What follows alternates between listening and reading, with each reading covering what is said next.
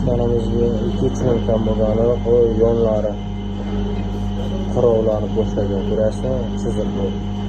Qalblari tonli.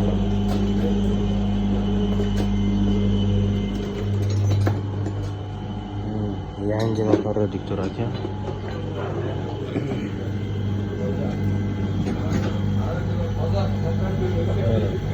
Hali obratga qaytgani yo'q. Shu holatda ham shunaqa muzlatib ishlayapti, ko'rasizmi? Xohlasangiz meshalkani vaqtga qo'yib qo'yasiz. Mana 5 minut ishlaydi, 5 minut o'chadi. Shunaqa vaqtga qo'yib qo'yibman. Bemalol ishlatsangiz bo'ladi aka. Kecha ham tekshiruvdikda shitni olib montaj qilib qo'yish esdan chiqqan, qilgancha svet o'chib qolganda qolib ketgan.